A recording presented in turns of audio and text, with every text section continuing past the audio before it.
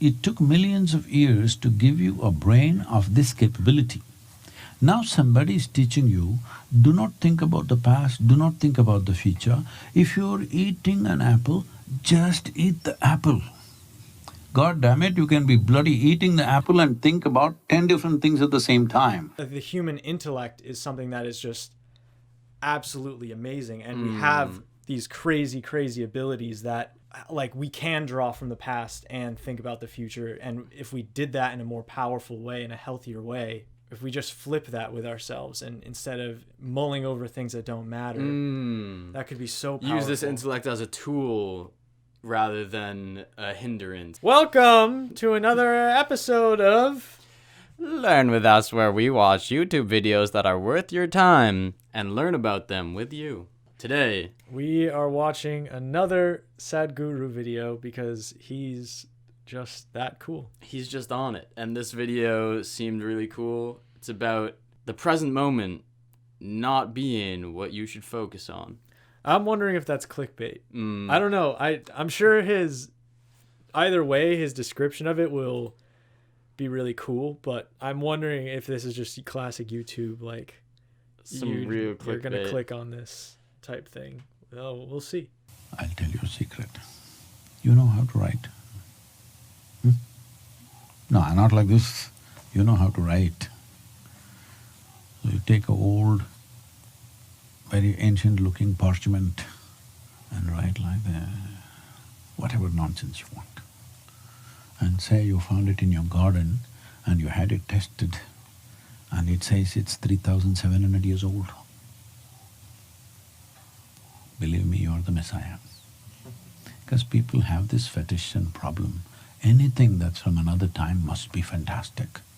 Who the hell told you people who lived here 2,000, 5,000 years ago were smarter than you and me? I don't believe that. This is a problem I have with my philosophy classes. Yep. Is that we'll be reading, like, we're so focused on Descartes or Plato, all these big names of history, that we read their texts and it's like, study this text.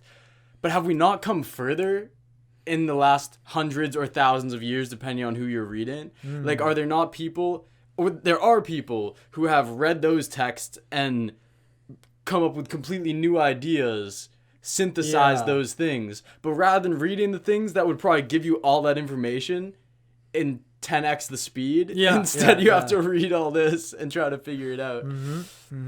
And I think he's right that there is a tendency to sort of glorify the past in general in our society, that we feel like we need to overanalyze the things that were written and talked about in the past, even though those humans were still just humans, had the same sort of abilities and possibilities that we do, but we sometimes don't feel like we can tap into that greatness ourselves. I think we spend so much time like analyzing and reworking these past things that we don't create anything in the present. It feels like that like there isn't enough creation going on. Like we could be solving problems rather than analyzing past problems. I mean, look at where analyzing all that stuff in the past has gotten us. We have more problems today than I can even think of. If anything, we've only learned that history repeats. Absolutely. Rather than taking a step out of the repetition and being like, let's do something. Time to break out of that cycle. People have been saying, be in the moment. I think this arises, I don't know exactly where it arises. I think the capital must be Los Angeles. Be in the moment. I'm saying, please be somewhere else and show me. Oh, dang, okay. Dang. That reminds me, that's so cool. All right, I knew he was gonna, I knew the way he was gonna go about this. The clickbait was gonna come back somehow. Eckhart Tolle says this thing. People ask him if they can even think about the past or think about the future. And he says, yes, you can do both of those things in a healthy way if you're always remembering when you're thinking about those things. You're always going to be thinking about them in the present. So bringing that presence to those thoughts can be really helpful for you, which I think Sadhguru and there's the other idea that Actually, I just wrote a poem on this called The Paradox of Infinity. It's on the channel. Check it out. We'll link it here. But it's about the idea that past and future don't exist and will never exist. Yep. The only thing that's ever going to exist is the present. And you thinking about past events, sure, you can say like, oh, that fits in my linear idea of how I've built my life together in my mind. Your identity. But you have no actual string back to there. It's just something you've built. Dude, KRS-One, one of my favorite rappers, I was listening to one of his old albums the other day called Meta Historical, which such a sick album cover, such a sick album. Yeah. But he says in this one song all about history, he says, look, we've been trying to write history in this timeline, but every moment is an omni-moment, meaning everything on Earth is happening at one time in every single moment. And then our history that we write, we try to make some linear, simple thing. Jeez. And it's like, you cannot take this constant omni-moment and turn it into some line that you follow from A to B. And then when you put it in a 500-page history book that was written by white folk. Yes, it just shows how ridiculous that is. Yeah. Oh my God. Isn't that crazy? Hey, think about that. Let's think about that for a few seconds. That is a crazy thought. And he does it all in a song. Of course he does. It's KRS-One. Check him out. What they're telling you is, do not think about the past, do not think about the future. Or what they're telling you is, please forsake all the evolution that happened to you and once again become an earthworm. I'm not trying to insult the earthworm, it's very eco-friendly, which whole of California is trying to be. A lot of people in our culture right now are saying like, live like an earthworm or live like an animal, because it is far more simple than like what we're doing right now. And the things we're doing right now are so like up in our like human space that all this drama we're experiencing isn't actually helping us like live right now. Yeah. And I think that people who refer to living in the present are meaning that, like, get out of this crazy headspace. They're not taking it to the extreme of the earthworm or whatever. But I think what he's trying to say here is that humans have the capability of something far greater than the things that are just living at that simplicity. As an earthworm? As an earthworm or whatever. I know that one of the things he constantly says is like, human is the peak of evolution on Earth. Is that what you think? That it's been an interesting thing, because like hearing Sadhguru say that, someone who I like really respect. Yeah.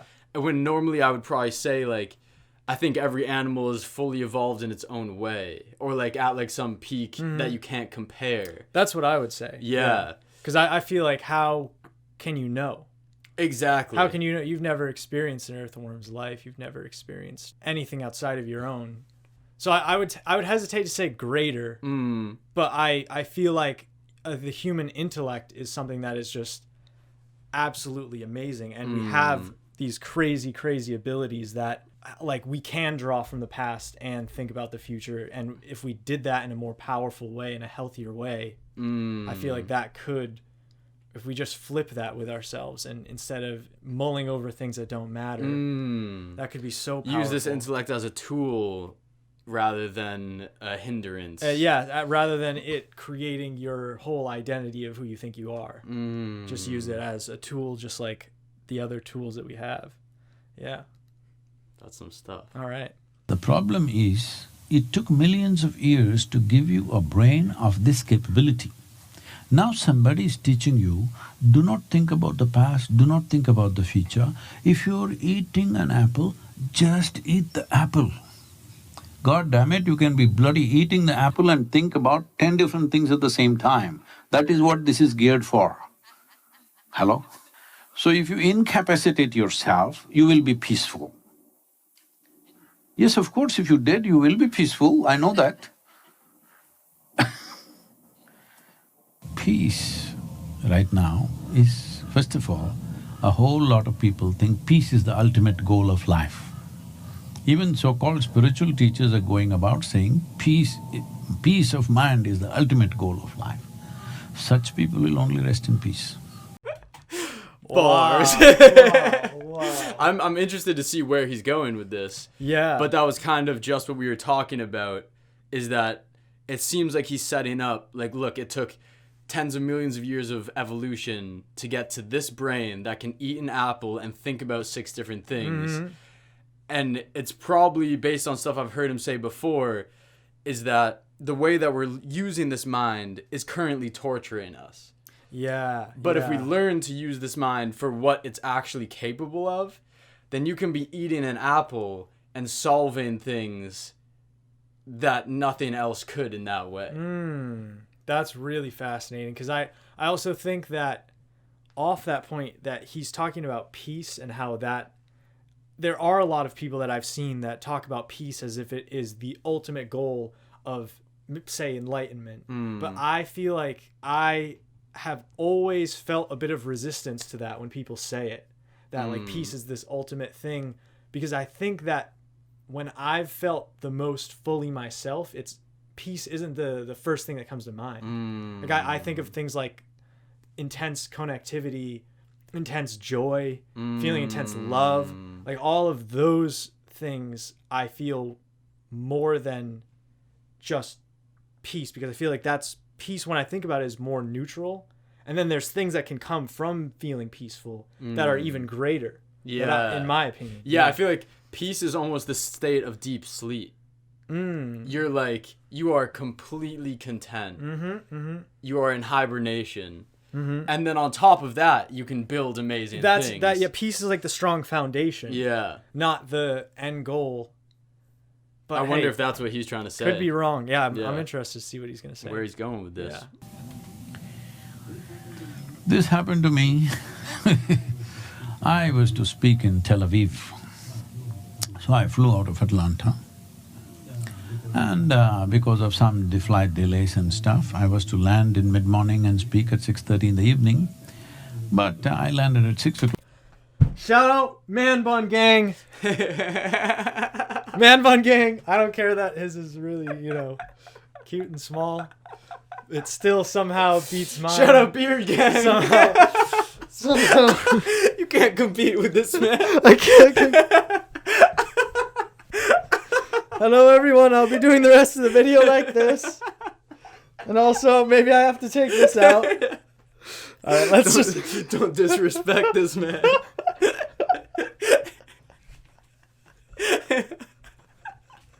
O'clock in the evening. So I quickly changed in the airport and I'm rushing. Because in these 38 years I have not been late to a single event. Somehow I will make it.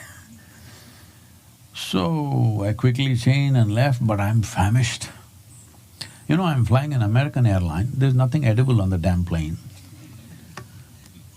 Did he just make an airline food joke? Is Sadhguru aspiring comedian? Dude, he's funny. He says a lot of funny stuff. But that was the most stereotypical comedian joke you can make. Well, no, because I think he's saying edible in a completely different way. I think he's talking about the actual what the food is made of. I've heard him talk about like fast food before because he was on like a long road trip and had to stop somewhere. And he asked the people just for the buns of the burger because like everything else he couldn't eat. And the people like freaked out because they were so used to like they had just never heard of someone just wanting the buns. Yeah. And he was like, it's a very simple thing. Just give me the buns. I'll pay you the same amount. But apparently it was like this whole ordeal. Oh, jeez. Of course. So I have not eaten anything for nearly 20 hours plus. So I'm very hungry, but what to do? My time is running out, so I ran to the place. And the venue is a fine restaurant. Very nice people, they arranged a meeting in the restaurant. I thought, this cannot be any better. When you're so hungry, that's exactly where you want to go. Then people were already coming in and people were wishing me, and one person came and said, "Shalom." I asked him, what does it mean? He said, "This is the highest way of greeting." I said, "Well, that's your opinion. But what does it mean? He said, no, this is the highest way of greeting. I said, all right, what does the word mean? He said, it means peace. I said, see, why would peace be the highest way of greeting unless you're born in Middle East? In South India, if somebody comes up to me in the morning and says, peace, I'll say, what's wrong with you, huh? I'm saying whatever you deny yourself, it will slowly rise to heaven. Whoa! That was a bar. Saying that these people are denying themselves peace, so it becomes their idea of the greatest thing. Wow. Because they don't have this peace, when peace should be that functioning level, that homeostasis that you're in. But when we do things all day that are throwing us out of peace, wow, because of the way that we've built our society and like the things we do every single day, it pulls you away from this idea of peace. So then on the weekend, when you can smoke your weed and chill for a bit, you're like, peace. This is finally it. This is the highest Whereas thing. it should be a constant state of being at the base level. Yeah. Wow, that's cool. Now people have become so barren. If you say love, they say divine love. If you say peace, they say divine peace. If you say bliss, they say divine bliss. These are all human things exported to heaven by miserable people. Hello? Are you capable of peace? Are you capable of love? Are you capable of joy? Hello? You're capable. Your problem is sustainability.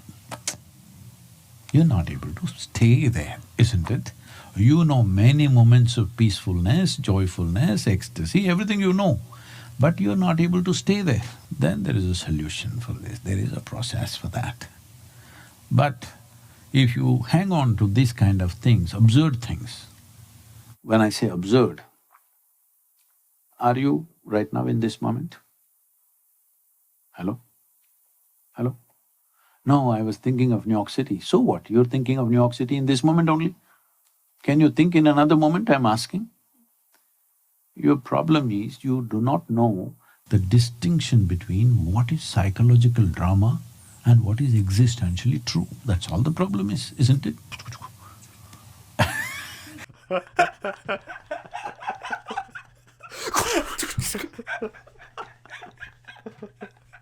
He's so right, though. Dude, I love his playfulness. Me too, Like- that makes me feel more confident in how or how not enlightened he is. The playfulness, the childlike wonder he seems to have for everything. I feel like that's so key.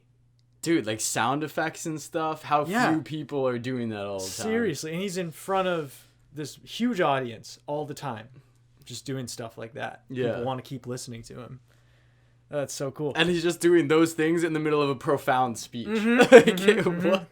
Yeah, I was talking to one of my friends the other day about how, especially in American culture, especially where we live in New England, there's this responsibility that we seem to all feel like we have to be like robots every day.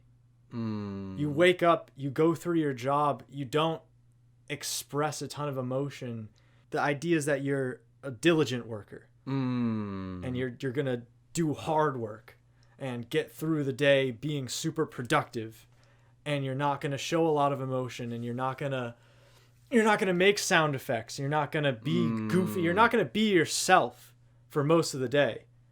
And then that, again, that's another thing that's like, that is a big thing that brings people joy, is just being themselves, which is oftentimes way more goofy, way more fun than we show to the outside world. So then that's compartmentalized, just like everything else, which just further compartmentalizes the amount of time that you're feeling the joy and the happiness and the peace, just like he was saying.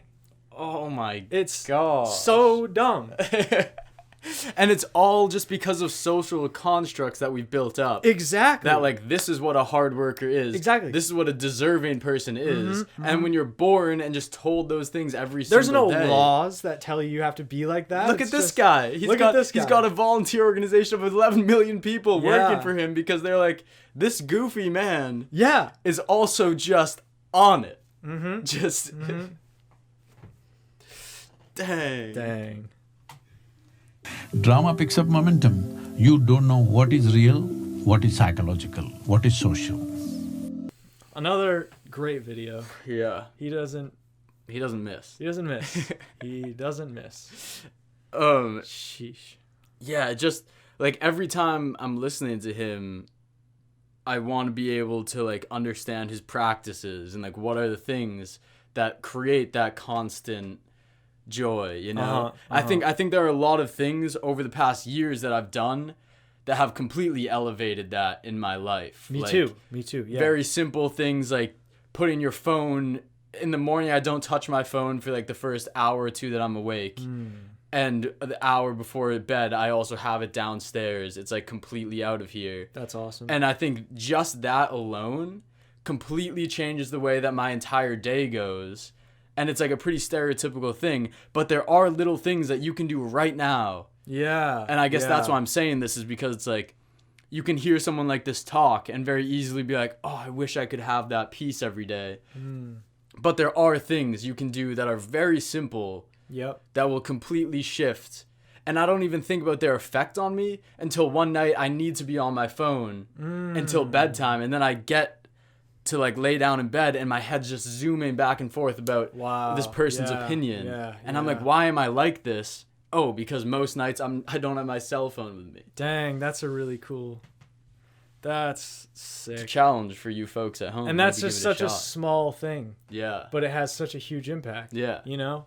Like that makes me think of like one of the things that I've been trying to do lately is just turn anything you can into like a opportunity for like a small meditation or like breath work. Like if you're doing the dishes, start focusing on your breathing. Nice. Start observing your thoughts, something like that. Like these things that we're talking about, they're so simple.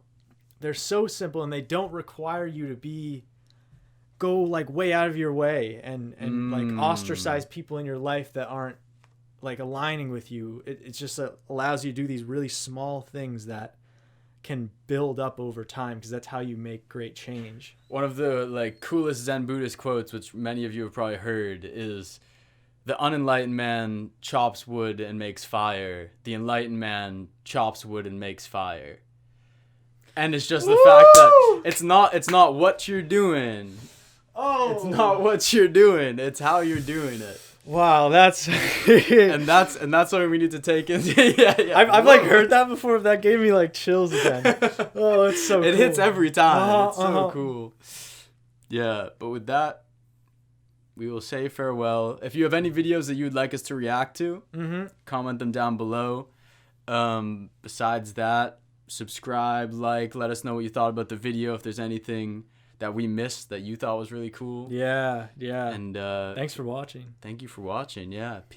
I want to say peace, but now I feel like peace is. We always say peace. What do we say? Oh gosh. What do we say? This is an existential crisis. We'll come up with this next video. Yes. We'll make a whole video about what we're gonna sign off like. We're not gonna sign off. Yeah. We're just gonna cut hard right now. We didn't cut.